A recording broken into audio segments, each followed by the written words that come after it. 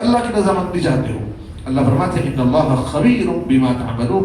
یاد رکھو اللہ ہر چیز کی خبر رکھنے والا ہے جو کارنامے تم انجام دے رہے ہو. بلکہ ایک دوسری آیت مبارکہ میں یہاں تک ایمان والے بندوں کو فرمایا کہ دیکھو ہم نے جس کو اپنا رب مانا ہے، جس کو ہم نے اپنا الہ مانا ہے، جس کو ہم نے اپنا خالق تسلیم کیا ہے، جس کو ہم نے اپنا مالک تسلیم کیا ہے، جسے ہم رب مانتے ہیں اور سینہ تان کر پوری دنیا کے سامنے یہ کہتے ہیں کہ ہم رب کے ماننے والے ہیں، ہم مسلمان ہیں، ہم ربوبیت کے قائل ہیں، ہم اللہ کے وحدانیت کے قائل ہیں. اور نہ ماننے والا وہ کہتے ہیں کہ وہ غیر ہے. اللہ فرماتے ہیں جب ایمان والا بندہ وحدانیت کے قائل ہے، اللہ تبارک و تعالیٰ کے وجود کا قائل ہے، اللہ تبارک و تعالیٰ کو رب مانتا ہے، مالک مانتا ہے، خالق مانتا ہے، اللہ رب العالمین فرماتے ہیں کہ دیکھو تم نے جس کو اپنا رب مالک خالق رازق مانا ہے وہ رب ایسا ہے کہ قرآن کریم میں وہ رب اپنا فرمان بتلاتا ہے، حکم دیتا ہے. ایمان والے بندوں کو اس بات کی تاکید کرتا ہے کہ دیکھو ان اللہ خبیر بما تعملون بھی ہے، ان اللہ علیم بذات الصدور بھی ہے. اللہ دلوں کے بھید کو بھی جاننے والا ہے، دلوں کے وسوسوں کو بھی اللہ جاننے والا ہے. بلکہ قرآن مجید کی ایک دوسری آیت مبارکہ میں ارشاد فرمایا ہے وَلَقَدْ خَلَقْنَا الْإِنسَانَ، بالیقین ہم نے انسان کو پیدا کیا، ماں کے پیٹ میں 70 پردوں میں انسانیت کی تخلیق کی، آنکھ بنائی، ناک بنائی، کان بنائے، ہاضمے کا نظام بنایا، دل گردے بنائے، ساری چیزیں بنائیں. اللہ فرماتے ہیں میں نے مینوفیکچر کیا ہے، میں نے تخلیق کیا ہے. میری ذات ایسی ذات ہے کہ اللہ فرماتے ہیں وَلَقَدْ خَلَقْنَا الْإِنسَانَ وَنَعْلَمُ مَا تُوَسْوِسُ بِهِ نَفْسُهُ. اللہ فرماتے ہیں میں دل میں آنے والے وسوسوں کو بھی جانتا ہوں. کام تو دور کی بات ہے، میں دل میں آنے والے خیال کو بھی جانتا ہوں. وَنَعْلَمُ مَا تُوَسْوِسُ بِهِ نَفْسُهُ، کہ اس کے دل میں کیا خیال پیدا ہوا، کیا ارادہ اس نے کیا، کیا تصور اس نے کیا. اللہ فرماتے ہیں میں ان تصورات کو بھی جانتا ہوں، ان وساوس کو بھی جانتا ہوں، ان خیالات کو بھی جانتا ہوں. تو ہم نے ایسی ذات کو اپنا رب مانا ہے، ایسی ذات کو ہم نے خالق مانا ہے. پھر ہم کیوں بھول جاتے ہیں جب ہم اللہ کی نافرمانی کرتے ہیں کہ اللہ شاید نہیں دیکھ رہا ہے، شاید اللہ کو نہیں پتہ چلے گا. اللہ تو وہ ہے کہ جو ہمارے دل کے اندر پیدا ہونے والے وسوسوں کو بھی جانتا ہے. روایتوں میں تذکرہ ملتا ہے جب یہ آیت مبارکہ نازل ہوئی اور کسی صحابی نے اللہ کے نبی صلی اللہ علیہ وسلم نے صحابہ کو بتایا کہ دیکھو یہ آیت کریمہ نازل ہوئی جس میں اللہ فرماتے ہیں وَلَقَدْ خَلَقْنَا الْإِنسَانَ وَنَعْلَمُ مَا تُوَسْوِسُ بِهِ نَفْسُهُ. بالیقین ہم نے انسان کو پیدا کیا اور انسان کے دلوں کے وسوسوں کو بھی ہم جانتے ہیں. وَنَعْلَمُ مَا تُوَسْوِسُ بِهِ نَفْسُهُ، اور فرمایا وَنَحْنُ أَقْرَبُ إِلَيْهِ مِنْ حَبْلِ الْوَرِيدِ. اللہ فرماتے ہیں میں انسان کی شہرک سے بھی زیادہ قریب ہوں. شہرک انسان کی اس کو کہتے ہیں کہ ہر جانور کو ہوتی ہے کہ 3 رگیں انسان کے منہ سے گلے سے جاتی ہے. ایک رگ جو ہوتی ہے ایک نالی جو غذا پہنچاتی ہے، اور ایک نالی جس سے انسان سانس لیتا ہے، اور ایک خون کی نالی. یہ 3 نالیاں ہوتی ہیں. اس لیے ذبح کا جب حکم دیا کسی جانور کو تو فرمایا کہ یہ 3 رگیں کٹ جائے. اہل ایمان جانتے ہیں کہ ذبح کا جو طریقہ ہے وہ ان 3 رگوں میں سے اکثریت یعنی 2 کم از کم رگیں کٹ جانے کا حکم دیا گیا ہے.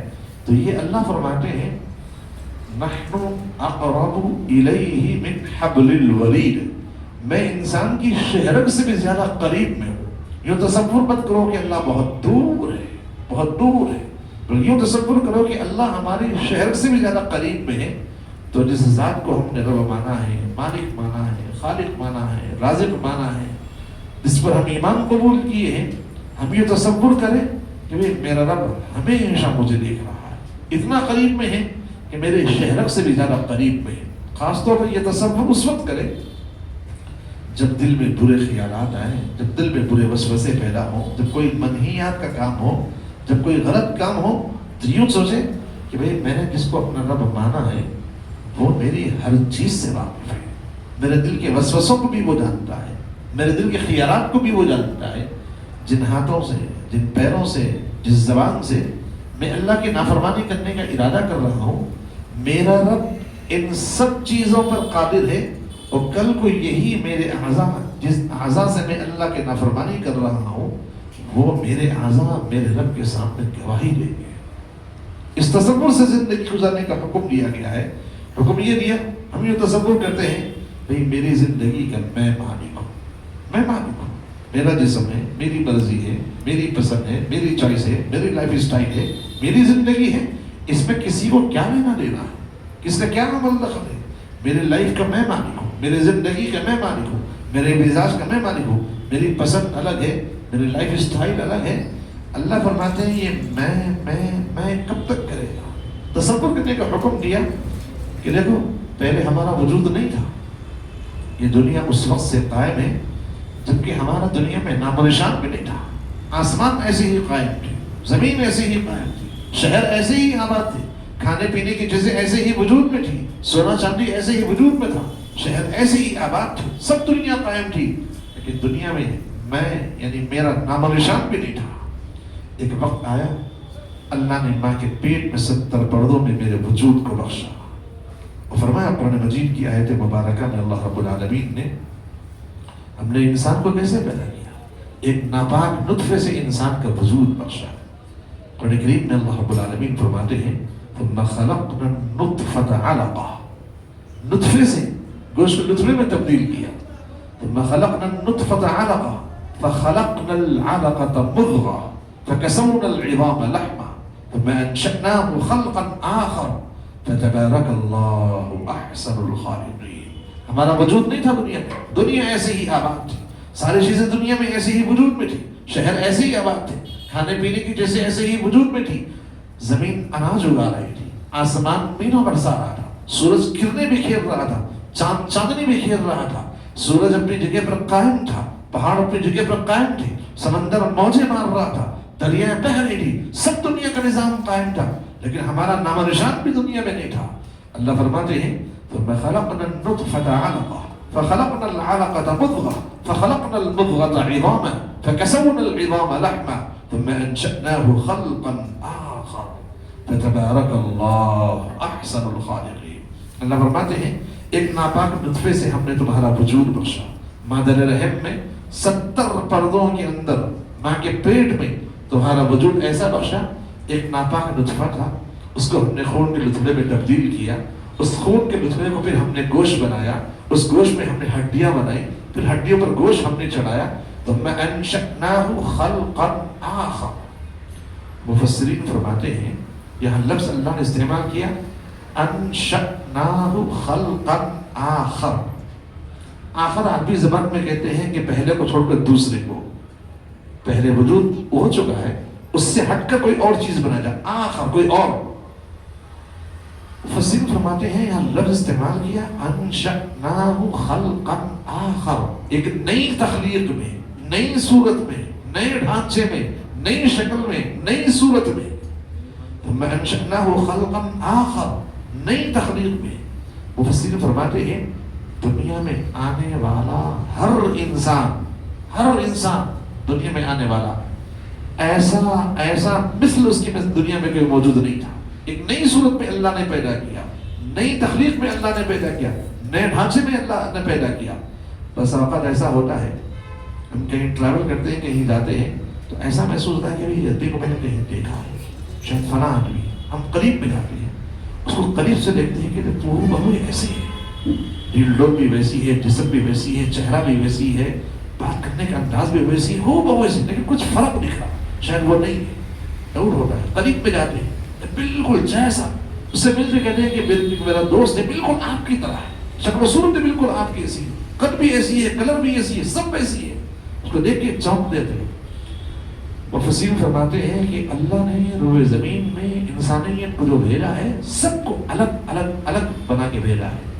اب جدید سائنس ترقی کر کے یہ کہتی ہے یہ تو پورا انسان تھا، اب یہ تحقیق کر کے یہ کہتی ہے کہ پورا انسان چھوڑ دیجیے، صرف انگوٹھے کا فنگر پرنٹ لے لیجیے۔ کہتے ہیں کہ اس کا جو نقشہ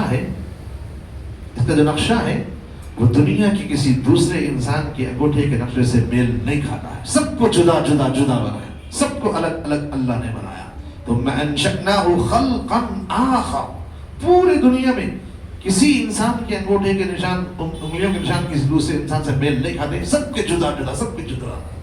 اللہ نے 1400 سال پہلے قرآن مجید میں انسانیت کو بتایا تھا ثم انشأناه خلقا آخر، ایک نئی تخلیق میں ہم نے انسانیت کو پیدا کیا۔ پھر اللہ خود اپنا تعارف کراتے ہوئے تعریف کرتے ہوئے فرماتے ہیں فتبارک اللہ، کیا بابرکت ذات ہے اللہ تبارک و تعالیٰ کی.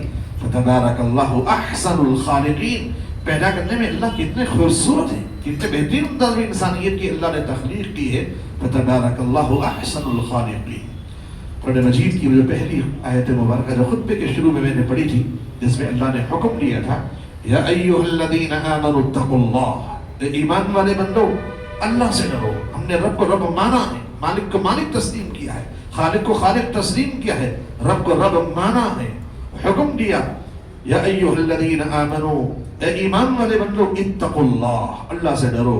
دوسرا حکم دیا ولتنظر نفس ما قدمت لغد، دیکھو کل کی زندگی کے لیے.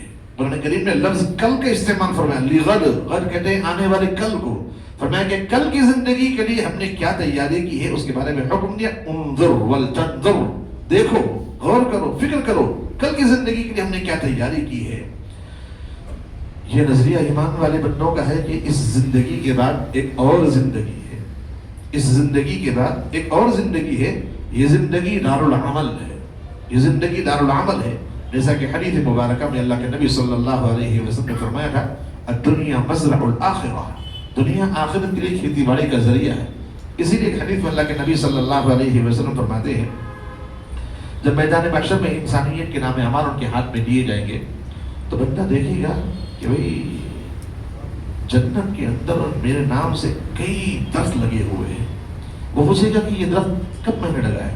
اس سے کہا جائے گا کہ دنیا میں تم جب ایک مرتبہ تم نے سبحان اللہ پڑھا تھا تو اللہ ایک پودا جنت میں لگا رہے تھے. ورنہ اس وقت افسوس کرے گا کاش میں نے اپنی زندگی کوئی وقت بیکار نہیں گزارا ہوتا، اللہ کی حمد بیان کیا ہوتا، اللہ کی تسبیح بیان کیا ہوتا، اللہ کی بڑائی، اللہ کی کبریائی بیان کیا ہوتا، اپنے کیے کارناموں پر میں نے استغفار کیا ہوتا، توبہ استغفار کیا ہوتا. وہ جب افسوس کرے گا. اس لیے حکم دیا وَلْتَنْظُرْ نَفْسٌ مَا قَدَّمَتْ لِغَدٍ، پھر اس کے بعد فرمایا دوبارہ وَاتَّقُوا اللَّهَ، پھر اللہ سے ڈرو. دیکھو جو کارنامے انجام دے رہے ہو سکتا ہے اس میں خروس نہ ہو سکتا ہے اس میں رضا الہی نہ ہو سکتا ہے اس میں دکھاوا ہو سکتا ہے اس نیک بننے کے اندر تم دنیا میں یہ تصور پیش کرنا چاہتے ہو کہ میں بڑا نیک آدمی ہوں، میں نمازی ہوں، میں پرہیزگار ہوں، میں حلیے کے اعتبار سے بڑا نیک و شریف بننا چاہتا ہوں. اللہ فرماتے ہیں کہ دیکھو اگر رضا الہی سے علاوہ کوئی اور مقصود ہے تو حدیث مبارکہ میں اللہ کے نبی صلی اللہ علیہ وسلم نے فرمایا میدان محشر میں جب نام اعمال پیش کیے جائیں گے تو سب اعمال لکھے ہوئے ہوں گے، لیکن اللہ ان اعمال کو رد کر دیں گے جو اللہ کی رضامندی کے لیے نہیں کیے گئے ہوں. وہاں کہا جائے گا کہ بھائی ہم نے تم کو علم سے نوازا تھا، دنیا میں علم دیا تھا، تم نے اس علم سے دوسروں کو تو فائدہ پہنچایا، بھلائی کی بات تو بیان کی، اور اس علم کے ذریعے سے تم نے یہ تاثر پیش کرنے کی کوشش کی دیکھو میں بہت بڑا عالم ہوں، میں بہت بڑا دیندار ہوں، اور اپنے عمل کے ذریعے سے تم نے یہ دنیا میں ثابت کرنے کی کوشش کی دیکھو میں بہت نیک شریف آدمی ہوں. اللہ فرمائے دنیا نے سمجھ لیا، تمہیں نیک مان لیا، تمہیں عالم مان لیا، تمہیں متقی مان لیا، تمہیں بزرگ مان لیا، اب تمہارا میرے پاس کوئی اجر نہیں ہے. جو تم نے سوچا تھا دنیا میں لوگوں نے تسلیم کر لیا، عزت دے دی، سلام کر لیا، ادب و احترام کی نگاہ سے تم کو دیکھ لیا، رضا الہی کہاں تھی اس میں؟ اللہ کی رضامندی مقصود کہاں تھی؟ تو اس کو منہ کے بل گھسیٹتے ہوئے جہنم میں ڈال دیا جائے گا. اس نے حکم دیا کہ دیکھو وَلْتَنْظُرْ نَفْسٌ مَا قَدَّمَتْ لِغَدٍ وَاتَّقُوا اللَّهَ، پھر حکم دیا دیکھو اللہ سے ڈرو اعمال صالحہ کی کرنے کے اندر بھی. اسی وجہ سے کعبۃ اللہ کی جو تعمیر ہوئی، بنا ابراہیم، حضرت ابراہیم نے جو بنیاد رکھی، کعبۃ اللہ کی بنا کے بعد، تعمیر کے بعد بھی انہوں نے اللہ سے یہ دعا کی کہ ربنا تقبل منا، اے اللہ میں نے تعمیر تو کر دیا آپ کے حکم سے، کام تو مکمل کر دیا، لیکن آپ اس کام کو قبول بھی فرما دیجیے. ہم یہ تصور کرتے ہیں کام اللہ نے لے لیا، چلو بہت بڑا ہم نے کام کر دیا، تعمیر میں حصہ لے لیا، مسجد بنا دی، ہم نے یہ کر دیا. اللہ فرماتے ہیں انبیاء کا طریقہ یہ تھا کہ اعمال صالحہ کے کرنے کے بعد بھی وہ روتے رہتے تھے کہ اللہ کہیں ہمارے عمل ضائع نہ ہو جائے، وہ قبول ہو جائے اللہ کے نزدیک. اس نے حکم دیا، اللہ رب العالمین نے پہلے بھی حکم دیا یا ایھا الذین آمنوا اتقوا اللہ، درمیان میں حکم دیا ولتنظر نفس ما قدمت لغد، پھر حکم دیا واتقوا اللہ.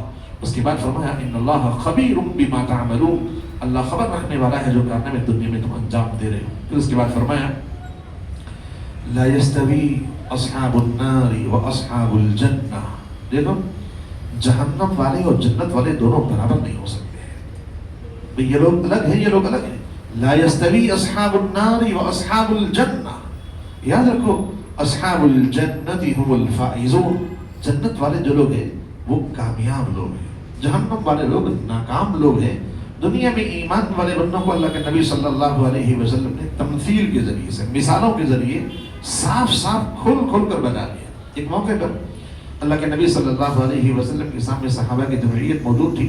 اللہ کے نبی صلی اللہ علیہ وسلم نے زمین پر ایک سیدھی لکیر کھینچی، اور سیدھی لکیر کھینچ کر فرمایا، قرآن مجید کی آیت مبارکہ میں بھی ہے، اللہ فرماتے ہیں ھذا صراطی مستقیما، فرمایا اللہ کے نبی صلی اللہ علیہ وسلم نے ھذا صراطی مستقیما، یہ میرا بالکل سیدھا راستہ ہے، ھذا صراطی مستقیما فاتبعوہ، تم اس راستے کی اتباع کرو، اس راستے کی پیروی کرو۔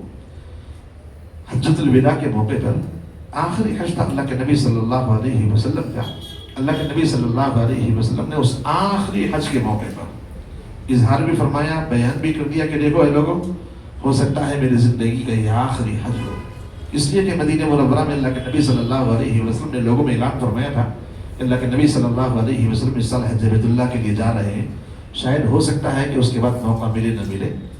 اللہ کے نبی صلی اللہ علیہ وسلم نے اسی حج کے موقع پہ فرمایا، لوگوں جو حج کے مسائل پوچھنا ہے مجھ سے پوچھ لو، شاید آئندہ میں تمہارے درمیان میں موجود رہوں یا موجود نہ رہوں، مجھے اس کا علم نہیں ہے۔ تو اس آخری حج کے موقع پر اللہ کے نبی صلی اللہ علیہ وسلم نے حجۃ الوداع کے موقع پر کم و بیش 1.25 لاکھ صحابہ کا مجمع تھا، اس آخری حجۃ الوداع کے موقع پر اللہ کے نبی صلی اللہ علیہ وسلم نے آسمان کی جانب نگاہ مبارک کو اٹھا کر فرمایا، اے اللہ آپ گواہ رہنا، آپ گواہ رہنا، میں نے ان کو دین کی ساری باتیں بتا دی جو جنت کے قریب کرنے والی ہیں، ساری باتیں میں نے ان کو بتا دی، اور جہنم سے دور کرنے والی ساری باتیں میں نے ان کو بتا دی، منہیات بھی بتا دیا، معمولات بھی بتا دیا، کرنے والے کام بھی بتا دیے، جن چیزوں سے بچنا ہے میں نے ان چیزوں کو بھی بتا دیا۔ آسمان کی جب نگاہ مبارک کو اٹھایا اور فرمایا، اللہ آپ گواہ رہنا، میں نے ہر دین کی چھوٹی بات بھی ان کو بتا دی، کوئی چیز میں نے چھپا کر نہیں رکھی، ساری باتیں میں نے ان کو بتا دی۔ اور پھر اس کے بعد حکم دیا، حدیث مبارکہ کے الفاظ ہیں، اللہ کے نبی صلی اللہ علیہ وسلم فرماتے ہیں، الا، عربی زبان میں ایک لفظ آتا ہے الا، الا کا لفظ آتا ہے اس بات سے پہلے جب کسی بات کو اہمیت کے ساتھ بیان کرنا ہو، کسی بات کے اندر بہت زیادہ وزن ہو، اہم ترین بات ہو، تو الا کا لفظ استعمال کرتے ہیں۔ الا کے معنی ہوتے ہیں بھئی آپ متوجہ ہو جائیں، غور سے اس بات کو سن لیں۔ الا کا لفظ استعمال کر فرمایا کہ الا فلیبلغ الشاہد الغائب، یاد رکھو اس مجمع میں جتنے لوگ موجود ہیں، میں نے دین کی ایک بھی بات اگر تم تک پہنچی ہے تو تمہاری ذمہ داری ہے کہ حاضرین جو لوگ موجود ہیں، شاہدین جو لوگ موجود ہیں، وہ اس دین کی بات کو آنے والی نسلوں تک، دوستوں تک اس دین کی بات کو پہنچاؤ۔ الا فلیبلغ الشاہد الغائب، تو تمام حاضرین کو اللہ کے نبی صلی اللہ علیہ وسلم نے مخاطب کو فرمایا، جو لوگ موجود ہیں جن تک دین کی بات پہنچ جائے، وہ دین کی بات آنے والی نسلوں تک، دوسرے لوگوں تک اس دین کی بات کو پہنچائے۔ اب یہ ذمہ داری اللہ کے نبی صلی اللہ علیہ وسلم نے صرف ان لوگوں پر نہیں دی جو دین کے علم سے وابستہ ہے، بلکہ ہر صاحب ایمان بندے پر فریضہ ہے۔ اسی لیے ایک حدیث میں اللہ کے نبی صلی اللہ علیہ وسلم نے فرمایا، کلکم راع کلکم راع وکلکم مسئول عن رعیتہ، تم میں سے ہر آدمی ایک ذمہ دار، ایک نگہبان ہے، ہر آدمی تم میں سے ایک نگہبان، ذمہ دار ہے۔ اگر باپ ہے تو وہ اپنے بچوں کا، اپنے ماتحتوں کا نگہبان ہے، بڑا بھائی ہے اپنے چھوٹوں کا، ماتحتوں کا وہ نگہبان ہے، ذمہ دار ہے۔ اس کا حکم دیا، ایک ضابطہ بتا دیا، ایک اصول بتا دیا۔ وہ اصول یہ ذکر کیا، من رأى منکم منکرا فلیغیرہ بیدہ، میں نے ذمہ داری بتا دی، کلکم راع، تم میں سے ہر آدمی ذمہ دار ہے، وکلکم راع وکلکم مسئول عن رعیتہ، اور ہر ذمہ دار آدمی اپنے ماتحتین کے بارے میں جواب دے، اس سے پوچھا جائے گا۔ ہمارے ماتحت جتنے لوگ رہتے ہیں، جن کے کھانے کی ذمہ داری، جن کے پہنانے کی ذمہ داری، جن کی بھلائی کی ذمہ داری، جن کی تربیت کی ذمہ داری ہمارے اوپر ہے، ان سب کو ذمہ دار بنا کر فرمایا کہ دیکھو تم سب ذمہ دار ہیں، ہر آدمی ذمہ دار ہے۔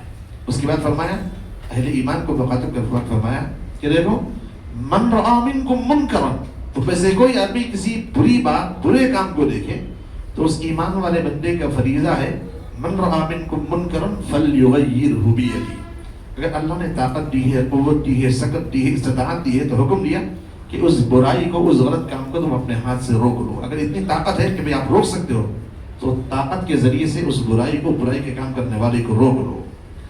فرمایا کہ اگر اتنی طاقت قوت نہیں ہے کہ تم ہاتھ سے نہیں روک سکتے ہو، من رأى منکم منکرا فلیغیرہ بیدہ، فرمایا فإن لم یستطع، اگر اتنی طاقت تمہارے پاس نہیں ہے تو فرمایا کہ فباللسان، زبان استعمال کر لو۔ زبان سے تو بھئی آگا غلط کام کر رہے، کام نہیں کرنا چاہیے، اس سے منع کیا اللہ کے نبی نے، اس سے اللہ نے منع کیا، یہ کام نہیں کرنا چاہیے۔ حکم یہ نہیں صرف ماتحتین کو نہیں، پوری انسانیت کو، پوری امت کو حکم دیا کہ اگر غلط کام دیکھ رہے ہیں تو زبان سے، ہاتھ سے روک سکتے ہو دونوں کو، اگر نہیں روک سکتے ہو تو زبان استعمال کرو کہ بھئی یہ غلط کام ہے، ایسا نہیں کرنا چاہیے۔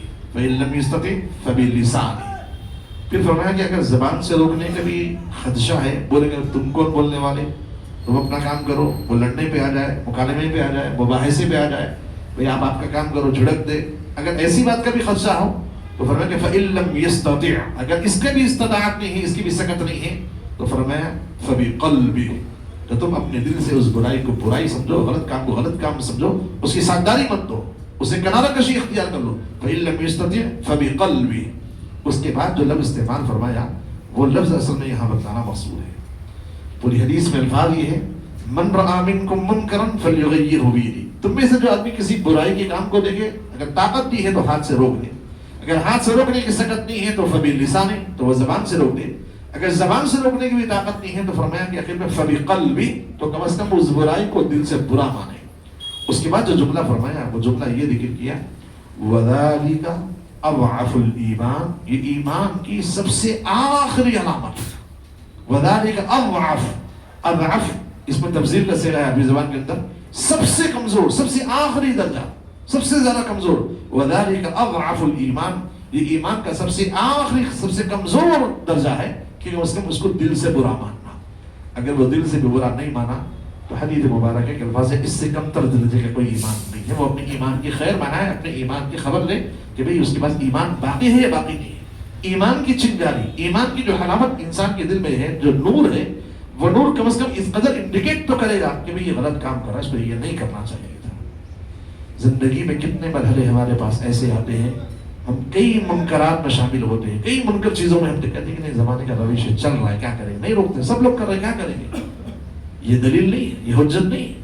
حدیث مبارکہ کے الفاظ وذالک اضعف الایمان، اگر وہ دل سے برا نہ مانے، نہیں چلتا اس زمانے میں ایسا، تو اتنا تو ہوتا کرتا ہے، اس کے بغیر تو کام نہیں چلتا، اگر یہ سمجھ لیا تو وہ اپنے ایمان کی خیر بنائے، اپنے ایمان کی خبر بنائے، اس لیے کہ ایمان کا نور اس کو انڈیکیٹ کرتا ہے۔ حدیث مبارکہ کے الفاظ ہے، اللہ کے نبی صلی اللہ علیہ وسلم نے ایمان والے بندوں کو حکم دیا کہ دیکھو ہماری یہ پوری زندگی ایک ریکارڈڈ زندگی ہے، پوری زندگی ریکارڈڈ زندگی ہے، ایک ایک لمحہ ریکارڈ کیا جا رہا ہے، ایک ایک بول ریکارڈ کیے جا رہے ہیں، ایک ایک اشارے ریکارڈ کیے جا رہے ہیں۔ وہ زمانہ چلا گیا جس زمانے میں ہم تصور کرتے تھے کہ شاید پتہ نہیں کیسے محفوظ کریں گے، نہیں ہے، اب ہر جملہ ریکارڈ کیا جا رہا ہے، ہر اشارہ ریکارڈ کیا جا رہا ہے، ہر چیز ریکارڈ کی جا رہی ہے، اور انکار کی کوئی گنجائش بھی نہیں ہے۔ انسانی مزاج، انسانی فطرت یہ تھی کہ کوئی کام کرتا تھا اور کر کے فوراً مکر جاتا، نہیں میں نے کام نہیں کیا۔ آپ دیکھیں کیا کوئی دلیل ہے آپ کے پاس؟ میں کرج نہیں ہے، وہ زمانہ چلا گیا۔ اب اس زمانے میں تو ہر جگہ CCTV کیمرے لگے ہوئے ہیں، انکار کی گنجائش نہیں ہے۔ گھر میں، گھر کے باہر، سڑک پہ، روڈوں پہ، جہاں کرائم کر رہے ہیں CCTV کیمرے میں محفوظ ہو رہے ہیں۔ اب انسان کرائم کرنے سے ڈر نہیں رہا، کرائم کر رہا، معلوم ہے یہ غلط ہے بول کے۔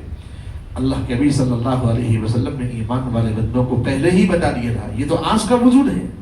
ہمارا ایمان، ہمارا دین تو ہمیں کئی 100 سال پہلے ایمان والے بندوں کو بتا دیا تھا، اور بچپن سے یہی چیزیں میں ایمان والے بندوں کو سمجھایا کرتی تھی، بتایا کرتی تھی کہ بیٹا دائیں کندھے پہ بھی فرشتہ بیٹھا ہوا ہے، بائیں کندھے پہ بھی فرشتہ بیٹھا ہوا ہے، ساری چیزیں وہ لکھ رہا ہے، ساری چیزیں ریکارڈ کی جا رہی ہے، اور کل کو میدان محشر جب برپا ہوگا تو انسان کے ہاتھ میں اس کی فائل مل جائے گی، نام اعمال اس کے ساتھ میں مل جائے گا، وہ اپنی فائل لے گا میدان محشر میں، اور جب نام اعمال میں اپنی فائل لے گا اور برے اعمال اس پہ ہوں گے تو وہ چیخ اٹھے گا اور یہ کہے گا کہ مالی ھذا الکتاب، مالی ھذا الکتاب، میرے نام اعمال کو کیا ہو گیا ہے، لا یغادر صغیرۃ ولا کبیرۃ الا احصاها، اس میں تو ہر چھوٹی چیز بھی لکھی ہوئی ہے، ہر بڑی چیز بھی لکھی ہوئی ہے۔ میں سمجھا تھا کہ میں یہ کام کر دوں ایسے گزر جائے گا، نہیں نہیں، اللہ فرماتے ہیں جب یہ کتاب کھول کر دیکھے گا سب چیزیں لکھی ہوئی ہیں، چیخ اٹھے گا کہ مالی ھذا الکتاب، میرے نام اعمال کو کیا ہو گیا ہے، لا یغادر صغیرۃ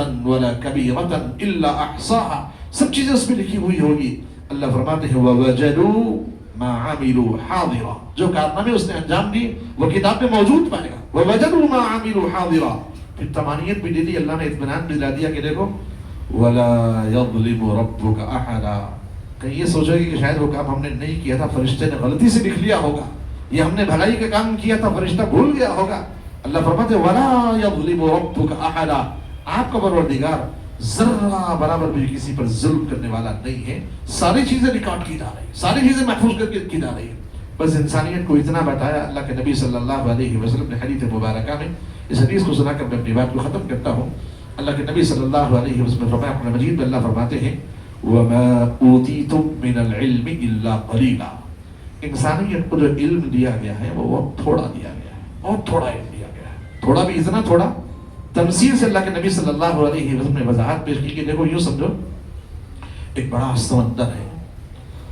سمندر ظاہر بات ہے کہ پانی کتنا ہوگا تصور بھی نہیں کر سکتے ہیں. ایک بڑا سمندر ہے، اس سمندر کے کنارے چھوٹی سی چڑیا آ کر بیٹھے اور بیٹھ کر اس سمندر سے اپنی پیاس کو بجھائے. جتنا پانی پینا تھا وہ پی لے پیٹ بھر کر، اور پانی پینے کے بعد اس کی چونچ سے جو پانی کا قطرہ اس سمندر میں گر رہا ہے، یوں تصور کرو کہ اللہ نے صرف انسانی دنیا میں اتنا علم دیا ہے کہ اس کی چونچ سے قطرہ زمین پر گر رہا ہے. اتنا بھی نہیں جتنا چڑیا نے پی لیا ہے، سمندر بھر کا ہے. لیکن انسانیت کو علم دیا وَمَا أُوتِيتُم مِّنَ الْعِلْمِ إِلَّا قَلِيلًا. اس لیے حکم دیا ایمان نام اس بات کا ہے، ایمان نام اس بات کا ہے کہ ہم ہر چیز کی دلیل، ہر چیز کی حجت اور ہر چیز کے تجربے کے بعد نہیں. نہ جنت ہم نے دیکھی، نہ جہنم ہم نے دیکھی، نہ نزول قرآن کا زمانہ ہم نے دیکھا، نہ صحابہ کو ہم نے دیکھا. ہم سے کہا گیا یہ اللہ کی کتابیں ہم نے تسلیم کر لیا. ہم سے کہا گیا یہ اللہ کے نبی صلی اللہ علیہ وسلم کی حدیث مبارکہ ہم نے تسلیم کیا. اسی کا نام ایمان ہے. قرآن مجید کی پہلی آیت مبارکہ جس پہ اللہ رب العالمین نے ذکر کیا الف لام میم ذالک الکتاب لا ریب فیہ. پہلے تمانی ڈیلی ذالک الکتاب، یہ وہ کتاب ہے جس کتاب میں ذرہ برابر شک و شبہ کی گنجائش نہیں ہے. ذالک الکتاب لا ریب فیہ ھدی للمتقین. اس کے بعد فرمایا الذین یؤمنون بالغیب ویقیمون الصلاۃ ومما رزقناہم ینفقون. الذین یؤمنون بالغیب، جو لوگ غیب کی باتوں پر یقین رکھتے ہیں. اس کے بعد حکم دیا ویقیمون الصلاۃ، نماز قائم کرتے ہیں، ویؤتون الزکاۃ، زکات ادا کرتے ہیں، ومما رزقناہم ینفقون، جو اللہ نے رزق دیا اس میں سے وہ خرچ کرتے ہیں. اس نے حکم دیا اللہ کے نبی صلی اللہ علیہ وسلم نے ہم اس ایمان کی خبر لیں، اس ایمان کی نعمت کی قدر کریں. بے مانگے ہوئے اللہ نے ایمان کی دولت سے مزین فرمایا ہے. اس ایمان کی ہم قدر کرتے ہوئے اللہ اور اللہ کے نبی صلی اللہ علیہ وسلم کی بتلائے ہوئے تعلیمات کے مطابق زندگی گزاریں. اللہ سے دعا ہے اللہ کہنے والے کو بھی اور سننے والوں کو بھی اور تمام کے تمام صاحب ایمان بندوں کو زندگی کی آخری سانس تک جناب محمد رسول اللہ صلی اللہ علیہ وسلم کے بتلائے ہوئے طور و طریقے کے مطابق زندگی گزارنے کے توفیق عمل نصیب فرما. اور جب زندگی کے خاتمے کا وقت آئے تو خاتمہ بالخیر نصیب فرما. وآخر دعوان الحمدللہ رب العالمین. سنتوں کا وقت دیا جا رہا ہے.